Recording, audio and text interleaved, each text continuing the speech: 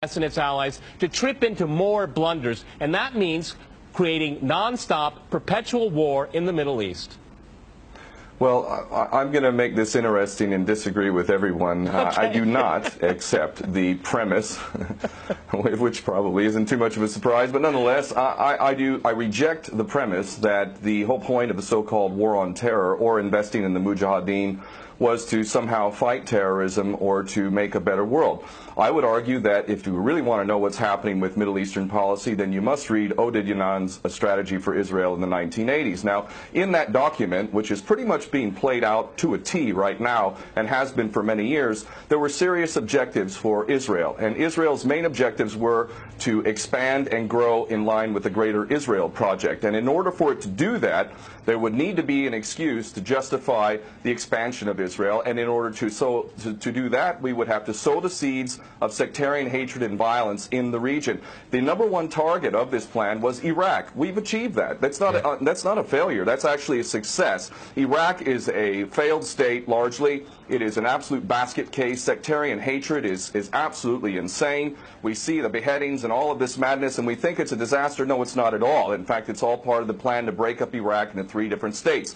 When we look at Syria, we also find that the goal is once again the same thing: sow the seeds of sectarian hatred and basically turn that nation into a basket case. This is happening according to plan as well. Now, ISIS, funny enough, could stand for the Israeli Secret Intelligence Service. Many people are seeing the very big benefits to the state of Israel, the so-called Jewish state of Israel, by the breakup and the balkanization of the surrounding states. So actually, if you believe what's being told to you, and I just don't know why anyone would believe anything that comes out of the mouth of virtually any Western leader, whether it be Obama or Bush or any of the rest of them, all of these people are nothing but patent liars, and everything they say is pretty much the opposite of the truth. So I don't accept virtually anything they say. Okay, good. Violence.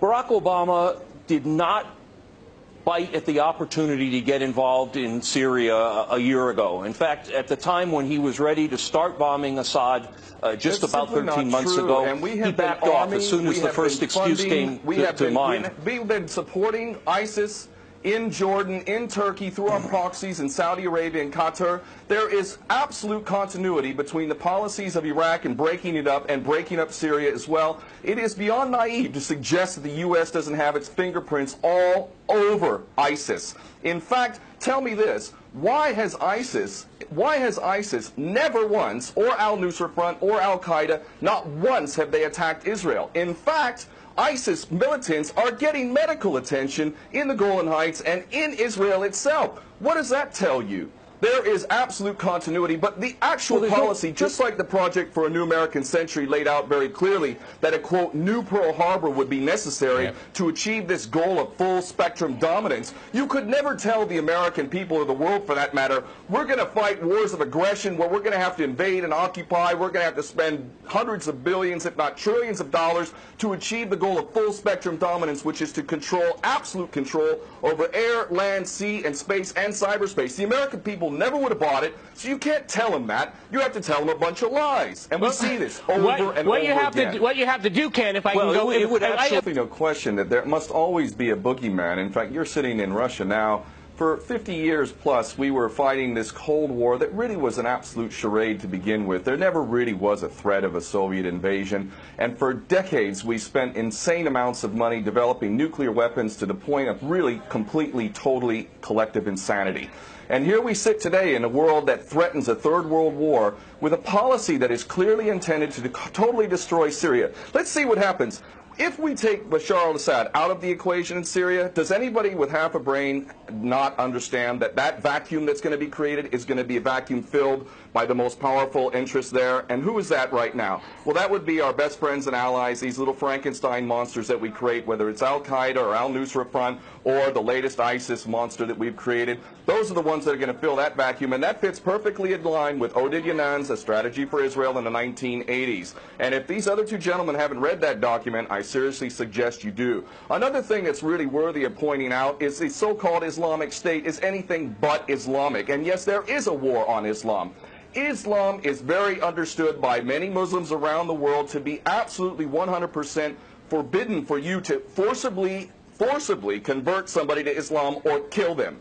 This is totally untrue. Back in the medieval times, when there was Muslim empires, it was an absolute understanding and policy amongst the Muslims who were in charge at that time that those who practiced whatever religion were allowed to continue practicing that religion, and they were not even forced to pay taxes into the Muslim empire itself. However, if people wanted to practice that religion, they would not be able to derive the benefits of the tax system and so on and so forth. The bottom line is no Muslim in their right mind would justify going in and literally executing men, women, and children simply because they don't convert to your religion. These people are not Islamic. They are creations of the monster, which is the empire of the United States and all its cohorts in Israel and England in particular. And this monster is purposely created to justify the continuing insanity of the never-ending war policy, which is really the core of America. And that is exactly why I renounced my U.S. citizenship. This madness cannot be considered anything but the major threat to the world. Okay, Peter, in New York, one of the things we've seen... There are very obvious solutions. One is to arrest the traitors in the U.S. Congress and White House who have sworn to uphold the U.S. Constitution, and somehow